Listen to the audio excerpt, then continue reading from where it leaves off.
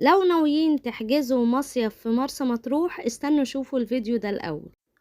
اهلا بالحبايب. وانا بدور على شقة مصيف في مرسى مطروح اكتشفت ان في تفاصيل صغيرة محدش بيتكلم عنها خالص، علشان كده النهاردة انا هوريكم الشقة من جوه، وهقول لكم كمان متوسط اسعار الايجارات دلوقتي في مطروح، يمكن تلاقوا معلومة كنتوا بتدوروا عليها. ولو الفيديو عجبكم ما تنسوش تفرحوني باللايك. يلا بينا. بالمناسبة اكتر حاجة كانت شاغلة بالي هي المطبخ، وايه هي الادوات اللي موجودة في المطبخ، ويا ترى هحتاج حاجة اخدها معايا من البيت. لكن هناك كانت بجد الصدمة وغيرت تفكيري خالص. هاخدكم جولة كده في الشقة وتفاصيلها من اول باب الشقة. دي شكل الشقة بتاعتنا في مطروح اللي احنا كنا قاعدين فيها في المصيف.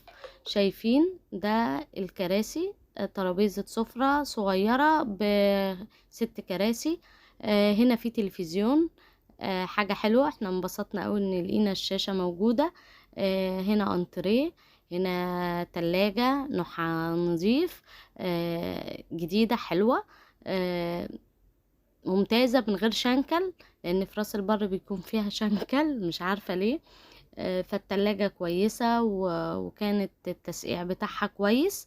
هنا بقى انا بشوف ايه المهم. بصوا بقى، هنا دي اوضة من الغرف اهي. اول غرفة زي ما انتوا شايفين 2 سرير وفي كومودينو وفي تسريحة كده معلقة وفي شباك هنشوفه دلوقتي. الفرش كله كان حلو، يعني المراتب تاكي،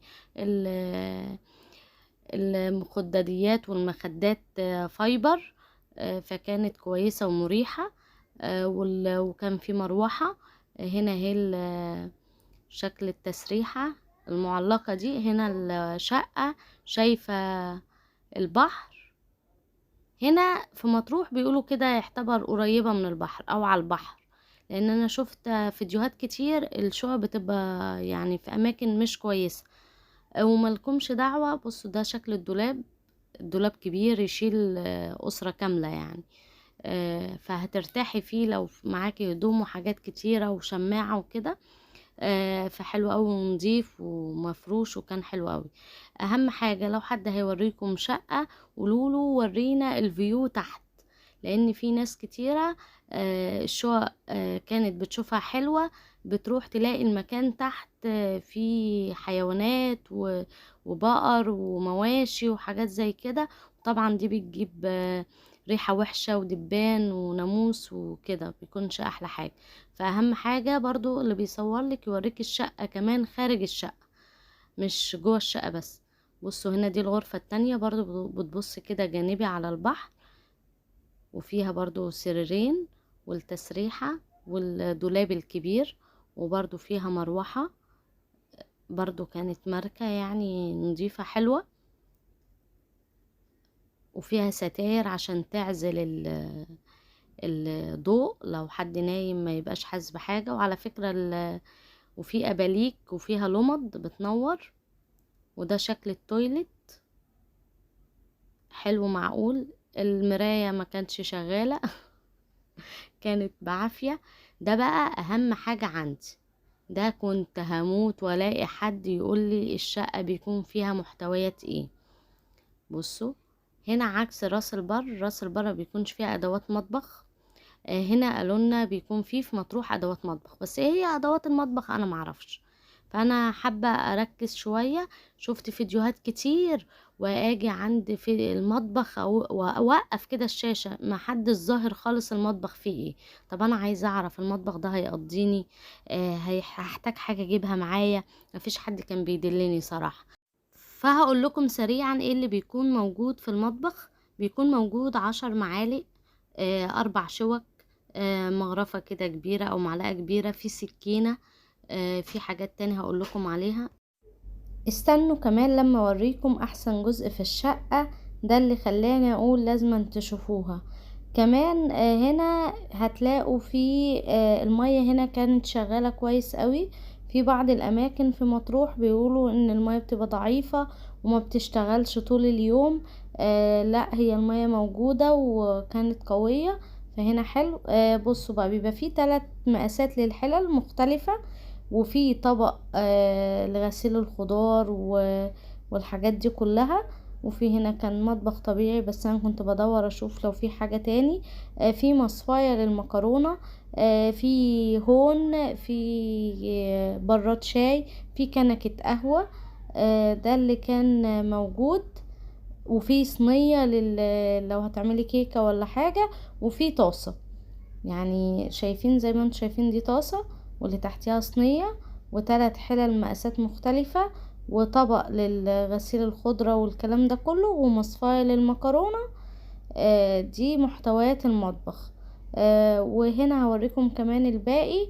هنا هي كوبايات، 6 كوبايات مية، كوباية كبيرة لا 6 كوبايات شاي، وكوباية كبيرة للمية، وكوباية قهوة صغيرة.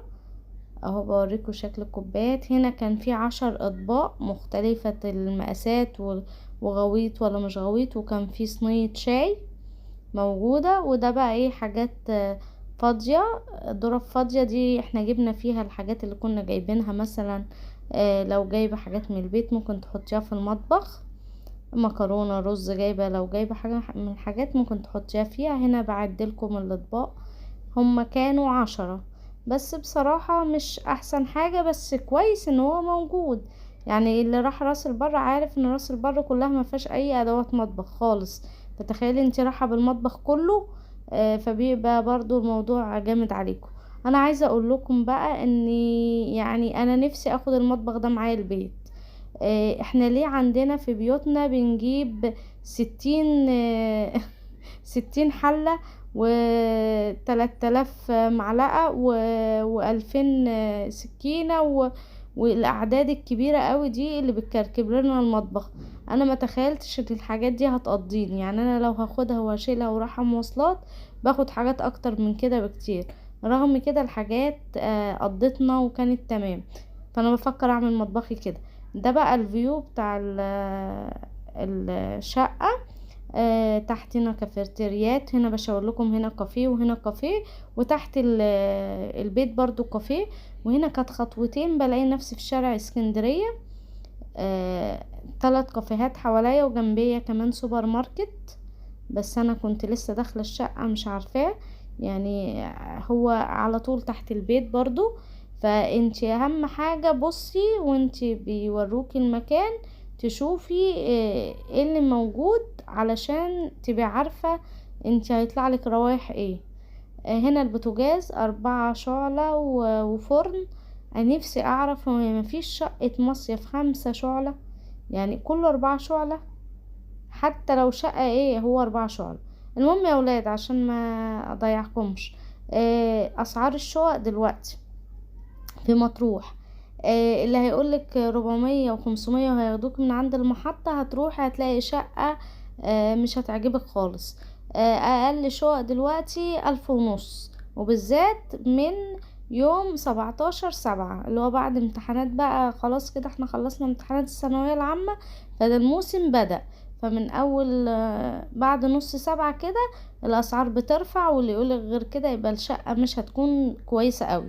في كمان انا صاحبتي حاجزة في بلو بيتش الأبيض، بكام يعني، ب1500 جنيه، اللي يعتبر شقة دور أرضي أو أوضة وصالة دور أرضي، يعني مكان صغير بس دور أرضي. في بورتو مطروح برضو حد أعرفه حاجز ب3000 جنيه اليوم الواحد، ب3000 جنيه، غير لو هتستخدمي الخدمات اللي هي البسين والكلام ده كله.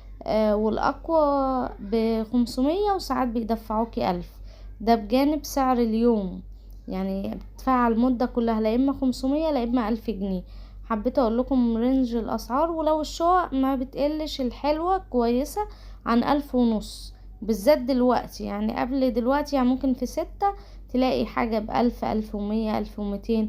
لكن من دلوقتي وانت طالع بقى ممكن الأسعار دي ترجع تاني تنزل في الرنج. بعد من أول شهر 9 الأسعار ترجع تاني تهدى شوية، واستنوا الفيديوهات الجاية هقول لكم اهم الحاجات اللي موجودة في شارع اسكندرية وكمان سوق ليبيا. ما تنسوش تشتركوا في القناة علشان تشوفوا الجديد، واللايك الحلو والتعليق من ايديكم يا قمر.